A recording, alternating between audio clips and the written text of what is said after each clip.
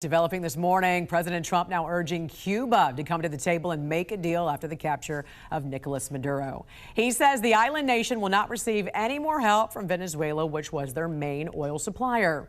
President Trump posted on Truth Social, quote, "Cuba lived for many years on large amounts of oil and money from Venezuela. Venezuela now has the United States of America, the most powerful military in the world, to protect them, and protect them we will. There will be no more oil or money going to Cuba, zero. I strongly suggest they make a deal before it is too late." We're talking to Cuba, and you'll find out pretty soon. And one of the things I want taken care of, and one of the groups I want taken care of, are the people that came from Cuba that were forced out or left under duress, and they're great citizens of the United States right now. You have a lot of people forced out of Cuba unfairly, so we're going to take care of, most importantly right now, we're going to take care of the people that came from Cuba that are American citizens or in our country. Now, Cuba's government enabled Maduro to continue his brutal power regime, with Cuba's military providing security for Maduro in exchange for oil. Trump said Venezuela no longer needs protection from thugs and extortionists who held them hostage for so many years. The Colombian president, Gustavo Petro, scored a remarkable geopolitical victory after holding a successful meeting with the President Donald Trump up in the Oval Office in Washington, D.C. The meeting came after more than a year of acrimonious rivalry between the two leaders, who often traded insults on social media. At some point, Gustavo Petro was even added to a list of leaders who are involved in narco-trafficking, according to the White House, without presenting any proof. But that, for example, meant that the head of state of Colombia had to travel on a temporary exemption to go to the United States because his visa to travel to America is currently revoked. However, none of that happened in the closed-door meeting at the White House, with the two leaders discussing trade, the shared efforts to stem the flows of drug traffickers in the region, and also the future of Venezuela. And according to Petro, the Colombian president even found the time to tweak perhaps the most famous political slogan of our time. El regalo que me dio del, ¿cómo se llama? La gorra roja. He gave me a gift, a red cap that says, "Make America Great Again." And I wrote with a pen that was there from the collection of the president's pens. I wrote an S at the end of America. Make the Americas great. And you can only do that with mutual respect between two different civilizations.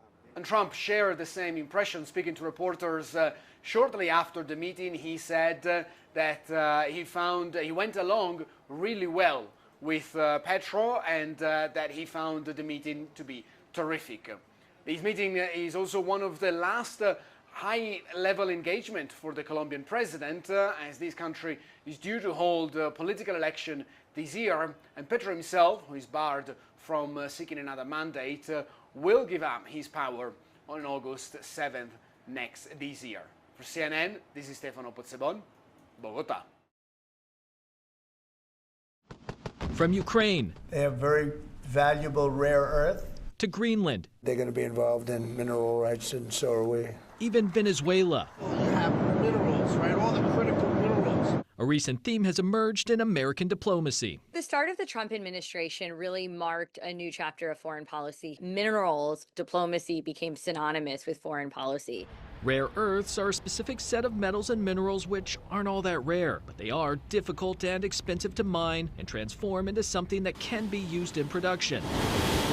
Vital to the U.S. economy and national security, they're in things like smartphones, batteries, medical equipment, and even some cancer treatments. Also fighter jets, submarines, satellites, missiles, and more. Every facet of our national, economic, and energy security is reliant on those rare earths. Right now, China controls about 90% of the world's supply of refined or usable rare earths, a pipeline China spent years building up. The question is, will the U.S. do the same? Over the last year, the U.S. has signed rare earth and minerals deals with countries around the world. But finding supply is only one step. Creating the infrastructure to do something with those rare earths is the other. Can Trump go like Xi Jinping does on a regular basis to American companies and say, Will you invest these huge sums of money into something that we don't know will be profitable for 10 years, 15 years, 20 years? In Washington, Michael Yoshida. Yeah, please. About your meeting with President Petro later this week, he's been quite critical of you since you spoke back in January after the Maduro raid. What would you like to hear from him tomorrow in terms of drug trafficking in Venezuela? What are your expectations? Well, I mean, he's been very nice over the last month or two. He was certainly critical before that, but somehow after the Venezuelan raid, he became very nice. He changed his attitude very much. So, no, I look forward to seeing him. He's coming in. We're going to be talking about drugs because tremendous amounts of drugs come out of his country. And I look forward to see. We're going to have a good meeting. Yeah.